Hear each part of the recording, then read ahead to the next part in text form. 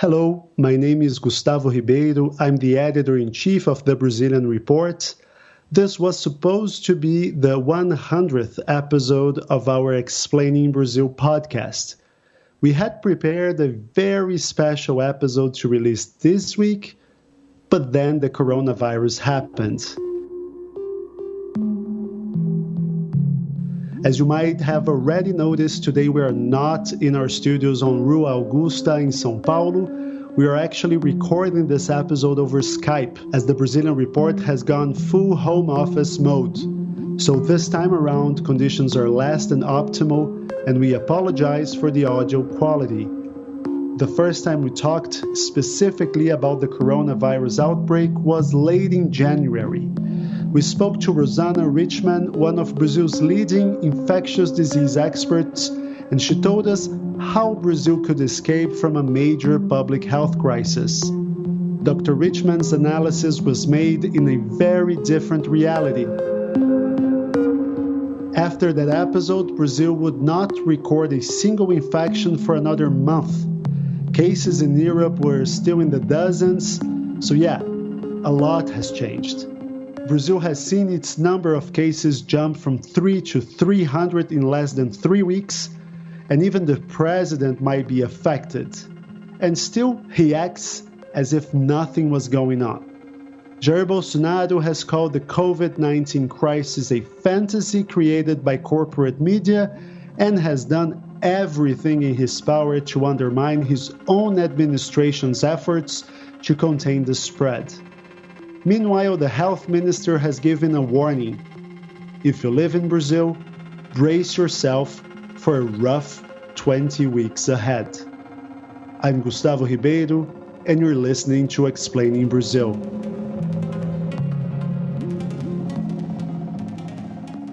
On March 11th, 2020, the World Health Organization made an announcement. In the past 2 weeks, the number of cases of COVID-19 outside China has increased 13-fold, and the number of affected countries has tripled. COVID-19 can be characterized as a pandemic. Since mid-December, the novel coronavirus has quickly spread from the city of Wuhan in central China to every continent in the world. The pandemic has overwhelmed China, South Korea, Iran, and Italy. It is spreading fast in places such as France, the US, and now Brazil. In Brazil, the spread of the virus has been an odd one. Before the virus had arrived, the country seemed to take precautions, passing laws to establish quarantine rules, allowing the government to fast-track the purchase of medical supplies, and declaring a health emergency. Ian Marshall, hello. What has happened in Brazil since the coronavirus arrived? Hi, Gustavo. Well, as you mentioned, cases are really beginning to pick up here, even in the presidential cabinet, which has been quite interesting. A week or so ago, when returning from an official trip to the United States, President Bolsonaro received the news that his very own press secretary, Fabio Weingarten, had actually tested positive for the virus. And now, over a dozen members of the president's delegation who went on that trip have already had confirmed infection. Which means that around 4 or 5% of all cases in Brazil come from that plane, that presidential plane, back from Miami.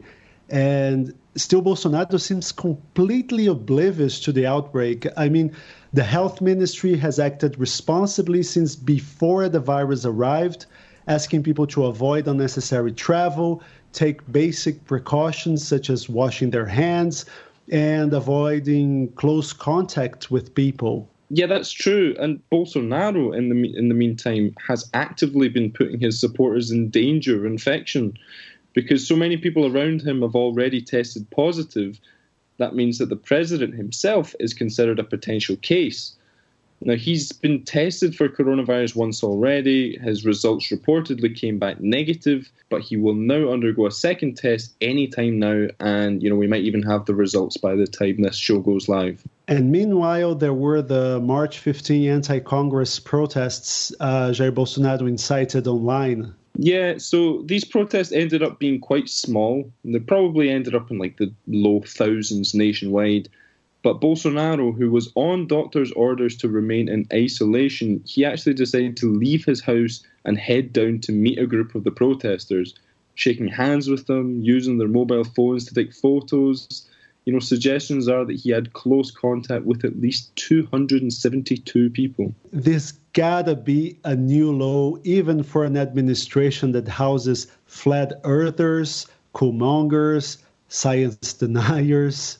And it's not just that, it's extremely dangerous because we've also seen other Bolsonaro allies dismissing the outbreak, with one powerful evangelical pastor even calling the COVID-19 harmless and that fear around the virus was the work of Satan.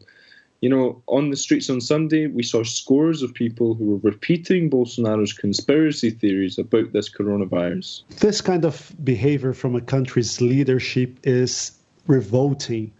I mean, to slow down the spread, you have to act as if you already have the virus. You have to avoid office spaces, crowded areas, bars, subway situations. I mean, nobody wants to do that, but you kind of have to. Unfortunately, I know that many people cannot do that, especially gig workers who must put themselves out there and expose themselves if they want to earn any money. But that's certainly not the case with Bolsonaro and his acolytes. Yeah, and there's another potential effect of Bolsonaro's behaviour. It seems to have made him even more isolated than he already is in political terms.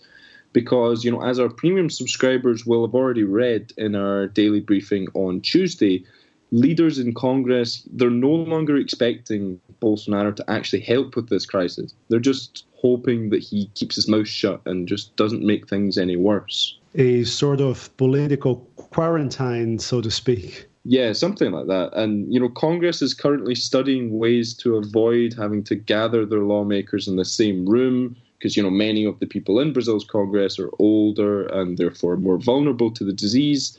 We've got House Speaker Rodrigo Maia has talked about using an app to vote on important bills because they're trying to pass everything they can related to this COVID-19 outbreak. Ewan, last week we talked with economist Monica De Bolle about the real and very palpable risks of recession for Brazil. What are governments at municipal, state, and federal levels doing? Well, Economy Minister Paulo Guedes, he doesn't believe in government intervention in the economy, but he was, in the end, pushed to do something about it. First of all, he proposed a 28 billion real plan which would assist pensioners and retired workers. And Rodrigo Maia, the House Speaker, he laughed at this idea, saying that it was, quote, barely nothing. So Guedes designed a new plan which would inject almost 150 billion reais, or that's 50 billion US dollars, into the Brazilian economy. What is the plan like? A lot of it is just reshuffling money that is already out there. There's a minimum amount of actual new public money being spent in this program.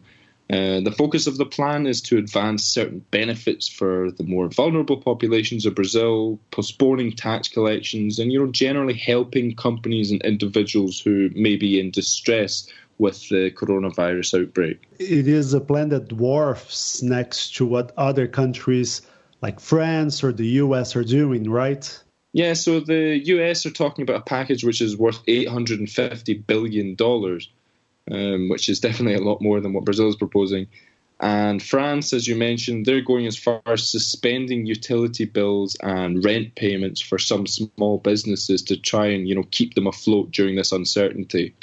And what about local administrations? A few have already declared a state of emergency, like the state of Rio or the city of São Paulo, right? Yeah, so in the state of Rio de Janeiro, we have bus lines which are restricted to avoid intermunicipal traffic. So like from one city to the other, these bus lines have been completely shut off. And the governor of the state is asking people to kind of, have a bit more common sense because, as we mentioned before, a lot of people in Brazil are acting as if it's still business as usual. And we had scenes at the weekend of the beaches of Rio de Janeiro still drawing large crowds we had some great weather. But you also had the fire department shouting at them, using megaphones and telling them to go home. And what about schools? So many states have suspended classes, but there's no consensus around whether this will actually be a beneficial measure. Because in Brazil, for many children, school lunches are the only proper meal that they get each day. So what some schools have been doing is suspending their lessons, but then allowing kids to turn up at lunchtime in order to eat their meals. And even before we wrap things up, is Brazil's public healthcare system ready for the upcoming surge of cases, or are we destined to become a new Italy? That's going to depend, because if people start acting reasonably, avoiding going to the hospital unless they have serious complaints, there is a chance that Brazil will come out of the other side in quite good shape.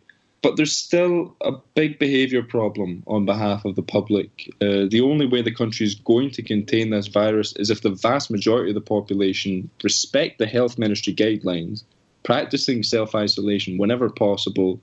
And if this doesn't happen soon, it could get ugly.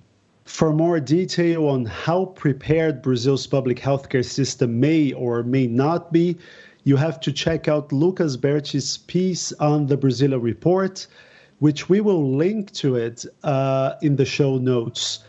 Ewan, thank you very much. Thanks, Gustavo. And to everyone listening, make sure to wash your hands and stay safe. And you should know that we have launched a live coronavirus blog to update you on the latest developments around the outbreak in Brazil. It will never be paywalled because we want everyone who needs this sort of information to have access to it. Just go to Brazilian.report/coronavirus. And if you want us to continue delivering the best news about Brazil in English, support us by subscribing to the Brazilian Report. Plans start at less than $4. We have new content every day to keep you in the loop about what is going on in Brazil. That will be all for now, and please protect yourselves and avoid leaving your homes. Stay put and enjoy our podcast. There are 99 other episodes waiting just for you. I'm Gustavo Ribeiro. This was Explaining Brazil.